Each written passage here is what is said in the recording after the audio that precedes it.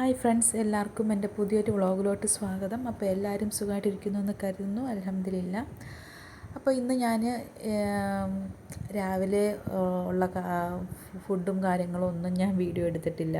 ഉച്ചയ്ക്കുള്ള ഫുഡും കാര്യങ്ങളും ഒന്നും വീഡിയോ എടുത്തിട്ടില്ല. ഇതിപ്പോൾ ഞാൻ വന്നിരിക്കുന്നത് അത്താഴത്തിനുള്ളതാണ്.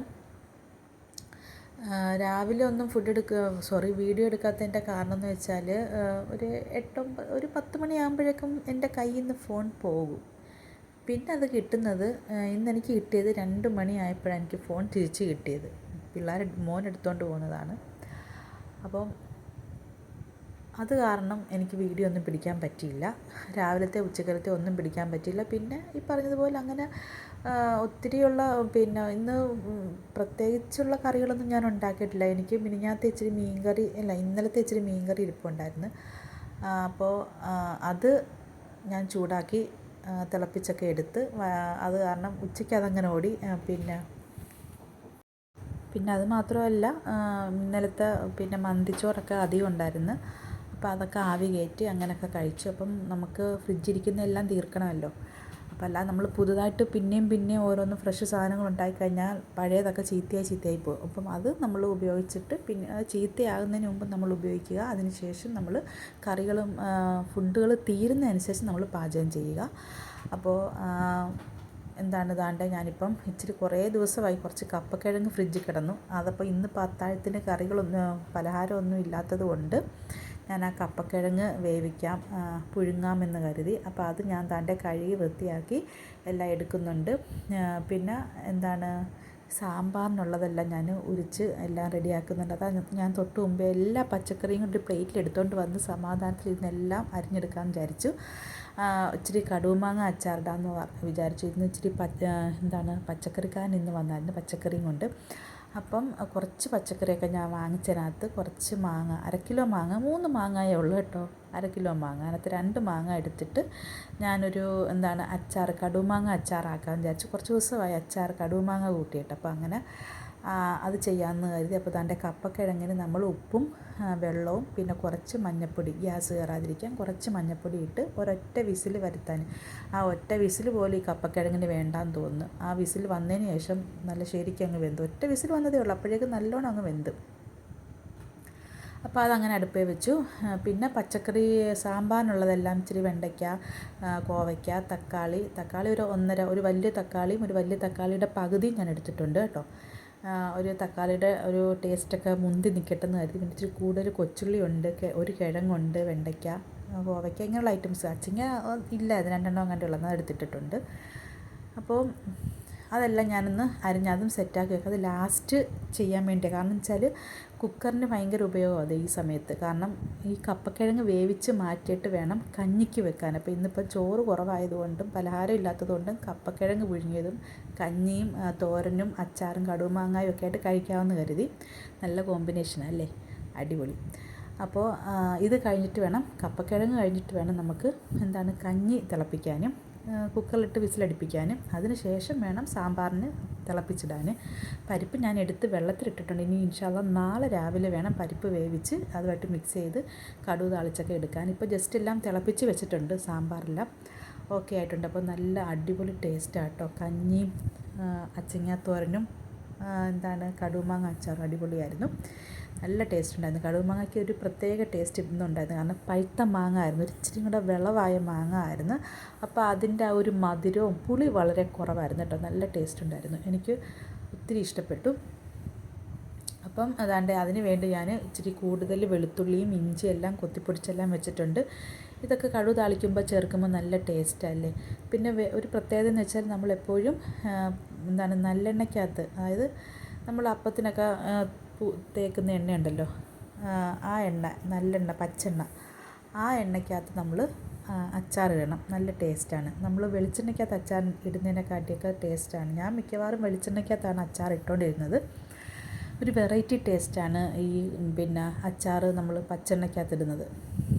അപ്പോൾ ഞാൻ പച്ചെണ്ണ ഒഴിച്ച് കടുക് താളിച്ചിട്ട് അതിനകത്തോട്ട് കുറച്ച് കറിവേപ്പില പിച്ചി കീറിയിട്ട് ഇച്ചിരി വെളുത്തുള്ളിയും ഇഞ്ചിയും കൊത്തിപ്പൊടിച്ച് അതും ഒന്ന് വഴറ്റിയെടുക്കണ്ട, ജസ്റ്റ് ഒന്ന് മൂപ്പിച്ചിട്ട് അതിനകത്തോട്ട് നമ്മൾ ഈ പിന്നെ മാങ്ങ ഇട്ട് കൊടുക്കും. അപ്പോൾ അതിന് മുമ്പായിട്ട് മാങ്ങ പിന്നെ അരിഞ്ഞതിനകത്തോട്ട് മുളക് പൊടി, മഞ്ഞൾപ്പൊടി, ഉലുവാപ്പൊടി, കായപ്പൊടി, ഉപ്പ് ഇതെല്ലാം കൂടെ മിക്സ് ചെയ്ത് അങ്ങോട്ട് കുഴച്ച് വെച്ചിരുന്ന് അപ്പോൾ അത് ഇതിനകത്തോട്ട് അങ്ങോട്ട് ഇട്ട് കൊടുത്തൊന്ന് ഇളക്കി മറിച്ച് ഒന്ന് ഇത് ഫ്രിഡ്ജിരുന്ന മാങ്ങ ആയതുകൊണ്ട് എൻ്റെ തണുപ്പൊന്ന് മാറി കിട്ടിയാൽ മതി. അത്രയും പോലും വേണ്ട. സത്യം പറഞ്ഞാൽ കടു താളിച്ച് ജസ്റ്റ് തിരിച്ച് മാങ്ങ കുഴച്ച് വെച്ചതിനകത്തോട്ട് ഒഴിക്കുക വേണ്ടത്. അടുപ്പയിൽ പോലും വെക്കരുത് കടുവും മാങ്ങാക്കി. പക്ഷേ ഇതിപ്പം ആ തണുപ്പ് മാറാൻ വേണ്ടി ഞാൻ തിരിച്ച് അങ്ങോട്ടിട്ട് ഒന്ന് ഇളക്കി മറിച്ച് ഒന്ന് ചൂടാക്കിയിട്ടൊക്കെയാണ് വെച്ചത്. അപ്പോൾ നല്ല സൂപ്പർ ടേസ്റ്റായിരുന്നു. പിന്നെ ഈ പുളിയുള്ള മാങ്ങ ആണെങ്കിൽ കുറച്ച് പഞ്ചസാരയും കൂടി ഇടും. ഇപ്പം മധുരം ആയതുകൊണ്ട് നമുക്ക് പഞ്ചസാരയുടെ ആവശ്യമില്ല, ഓൾറെഡി മധുരം ഉണ്ടല്ലോ. പിന്നെ നമ്മൾ കടു താളിക്കുമ്പോൾ ഇച്ചിരി ഉലുവാപ്പൊടിയും കായപ്പൊടിയും കൂടെ ഒന്ന് താളിച്ചിട്ട് ജസ്റ്റ് ഒന്നും കൂടെ ചെയ്യണം. അപ്പോൾ നമ്മൾ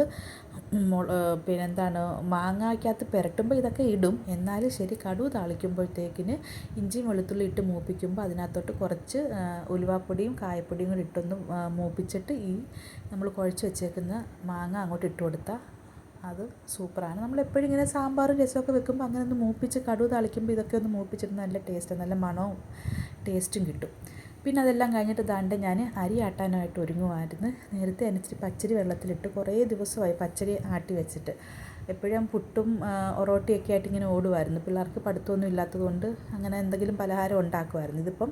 ഇന്നിപ്പോൾ എന്തായാലും ഞാൻ ഇഡ്ഡലിക്ക് വേണ്ടി ഞാനെല്ലാം ആട്ടി വെച്ചിട്ടുണ്ട്. ഇനി സാമ്പാറും ആക്കിയിട്ടുണ്ട് ഇൻഷാ അള്ളാ. അപ്പോൾ നാളെ ഇഡ്ഡലി സാമ്പാറും ആക്കാമെന്ന് കരുതി. നമുക്കിന്ന് പകൽ വലിയ ജോലിയൊന്നും കറികളൊന്നും വെക്കണ്ട, എന്നിട്ട് പോലും നല്ല ജോലിയായിരുന്നു ഇന്ന് ഉച്ചയ്ക്കുമൊക്കെ.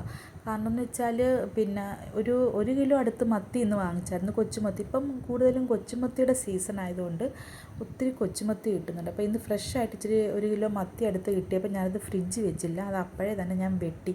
കുറേ നേരം ഇരുന്ന് വെട്ടേണ്ടി വന്ന്, 1 മണിക്കൂറോളം എടുത്താൽ കൊച്ചുമത്തി എല്ലാം വെട്ടി വന്നപ്പോഴത്തേക്കിന്. എന്നിട്ട് ഞാനത് കറി വെച്ചില്ല, കാരണം ഓൾറെഡി മത്തിക്കറി ഉള്ളതുകൊണ്ട് അത് തീരട്ടെന്ന് കരുതി. അതിന് ശേഷം പിന്നെ കറി വെക്കാമെന്ന് കരുതി. അപ്പോൾ അത് വെട്ടിയെല്ലാം കഴുകി വൃത്തിയാക്കിയാണ് ഞാൻ ഫ്രിഡ്ജിൽ വെച്ചത്. അതിന്ന് എടുത്തതേ ഇല്ല.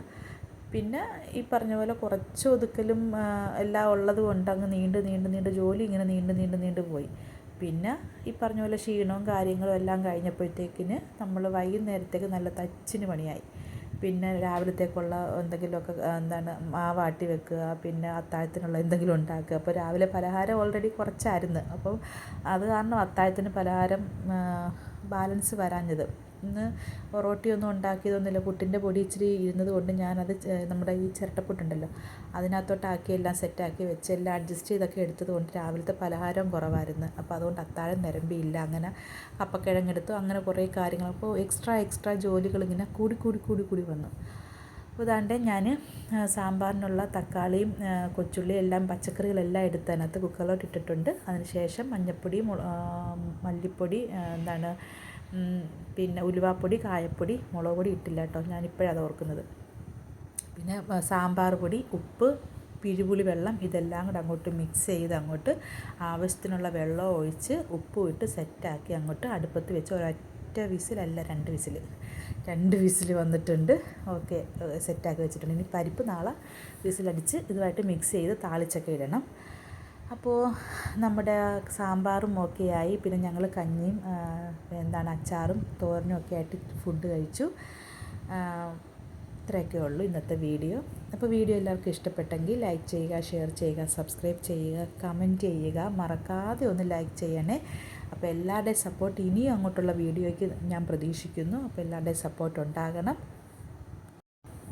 അപ്പോൾ ഇൻഷാ അള്ളാ ഇത്രയൊക്കെയുള്ള പുതിയൊരു വീഡിയോ ആയിട്ട് വീണ്ടും കാണും വരെയും ബൈ.